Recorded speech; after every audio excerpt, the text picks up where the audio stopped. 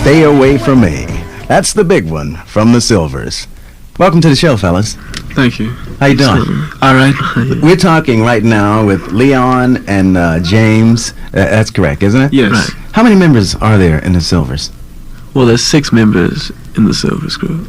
How long have the Sylvers been singing together? Well, as forming, going on our name, the Sylvers, for 2 years, but we've been singing at home, as long as we've been living together. Yeah. Did you start in church or something like most other groups, or did you just get it all together at home? No, we just sung at home, and we decided we wanted to make records, and I started writing, and James did. So we went to MGM, and they liked us, and after a year or two, they came out with Fool's Paradise, which was our first single.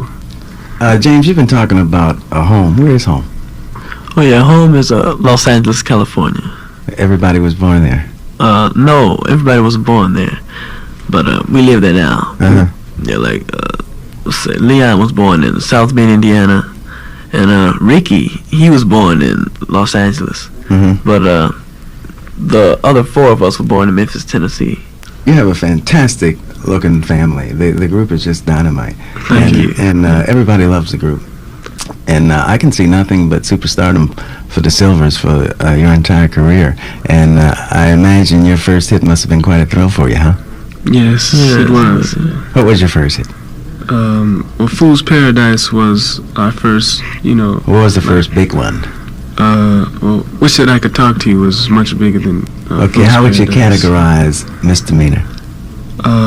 Well,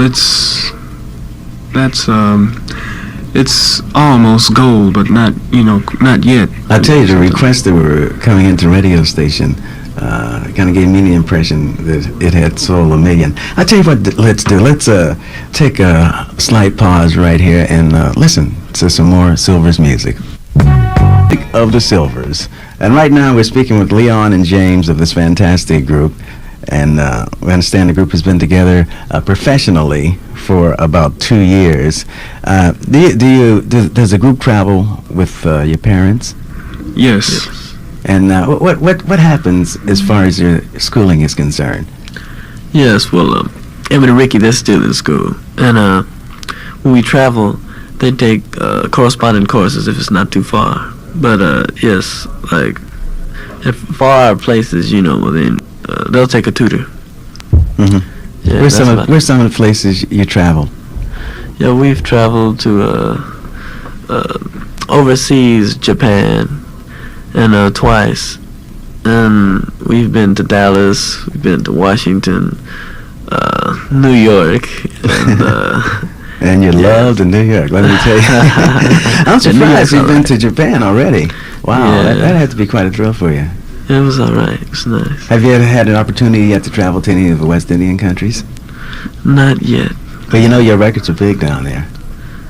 Oh, yeah. They are. They're giants, as a matter of fact. I was in the West Indies not too long ago, and the Sylvers are one of the major groups down there as far as record sales and that type of thing.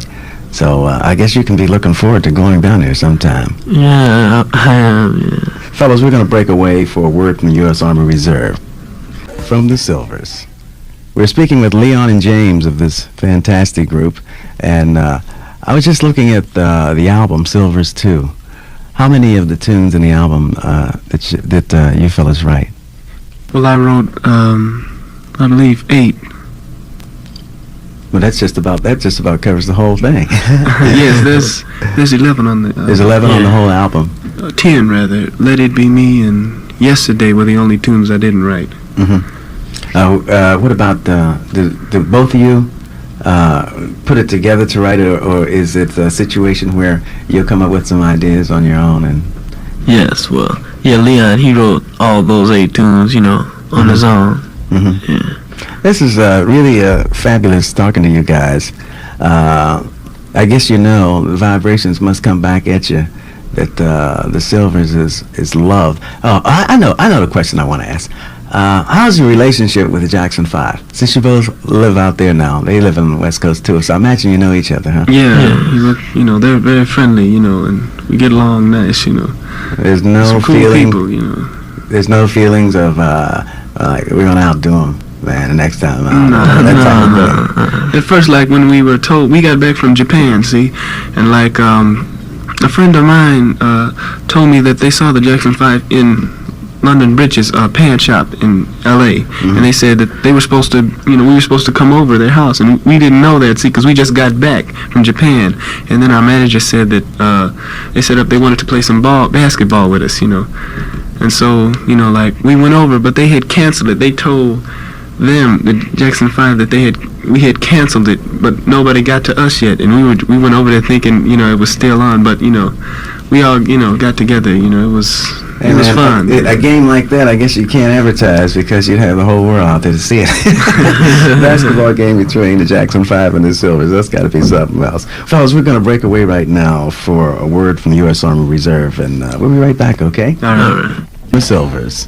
And right now, we have the pleasure of rapping with Leon and James of this fabulous group. Does either one of you play an instrument? Yes, we both play the bass. We write the bass lines and the music to each tune we write. What about when you're performing live? No. You just get on the stage and do your steps. Steps. Who's the choreographer of the group? We all make up the choreography, Everything that I've seen you do on stage came from the group? Right. You guys got a fabulous routine on stage. Thank you. And it's quite unique. And those of you who haven't had the opportunity of digging this bad group in person, my suggestion would be to go on down and check them out because they're really something else. Say you travel all over the country, and from time to time there might be somebody to just walk in and say, I got a tune for the Sylvers. What would you do in a case like that? Like we listen to all, material that, like we did a tune from a friend of mine that, that wrote, and his tune was on Foster's album, but like we listen to, all types, Are there any movies or television performances of that nature in the future for you that you know of now? Do you have anything like that lined up in the near future? Not at the present time, but... Well, you can bet it's coming. So you might as well get ready for it. And that's got to be a trip in itself, to maybe write a whole theme of a movie. Yes, that's what like I that. Yeah. Are you eager to get into something like that?